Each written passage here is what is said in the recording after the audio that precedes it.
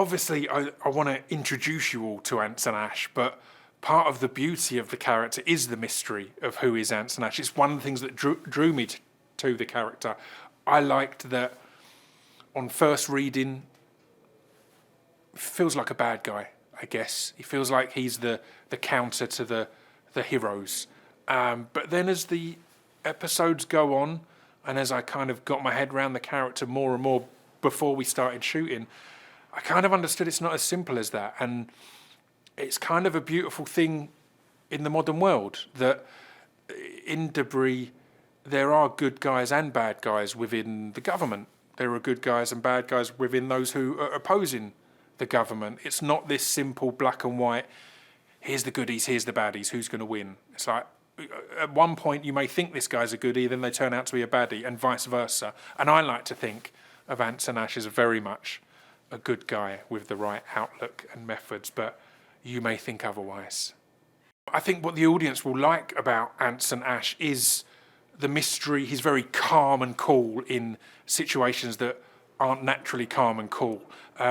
Anson and the Influx team know a lot more than you guys know as viewers, and often more than Brian and Finola know as they turn up to a case. So he's got this calmness and in control of everything, which is kind of alluring to watch and want to understand why he's like this and how he's so relaxed. What does he know?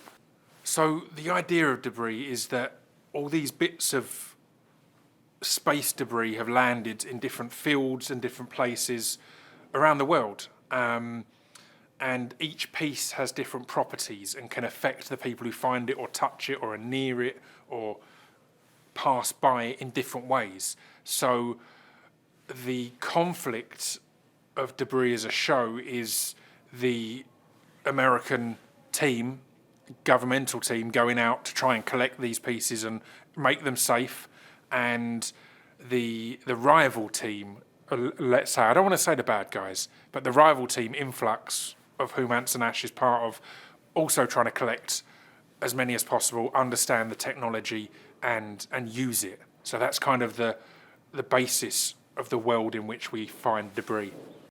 What I loved about this, I mean, obviously the conflict between two powerful forces, one more mysterious than the other, although I won't specify which one's the government and which one isn't.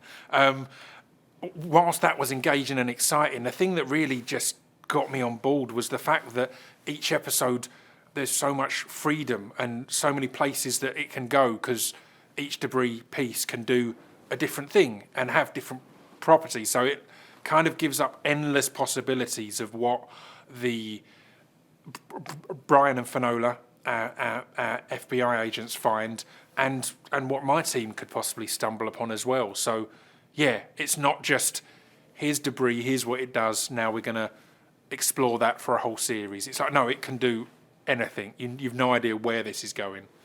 One of the great things about the show is each week there is a new mystery to solve. There's a new piece of debris, and it's not like they come with instruction manuals and you know what is being affected, how it's being affected. The general situation will be Brian and Finola will turn up and have to try and figure all this out, find where the debris is, find what effect it's having, how they can remove it, how they can safely resolve it, and who else is after it. Because more often than not, you'll find that my guys of Influx have either got there before them or have got a bit of research, have been looking for a specific piece. So you get that each week. There's a mystery to solve, and the way it is resolved that then affects the kind of ongoing tally of who's winning, who's getting the most pieces, who's controlling stuff, who has the most powerful pieces of debris, and what do they want to do with it.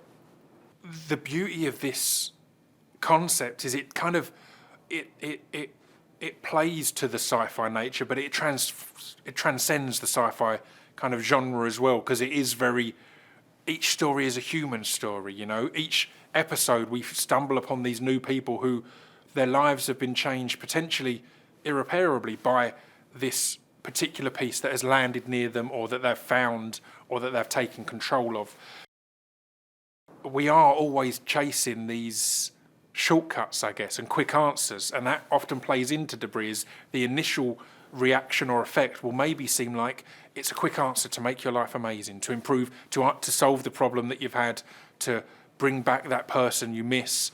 But in reality, it's never that simple. So it becomes this conflict between what needs to be done, what you maybe instinctively want to do, and what's best for humanity. And our characters go through that as well. So Brian and Finola are constantly having to explore that and decide, right, well, we know what we need to do as government officials, but what do we do on a human level? Like, this particular person is experiencing this, how do we resolve that? Rather than turn up, grab the bit of debris and go home.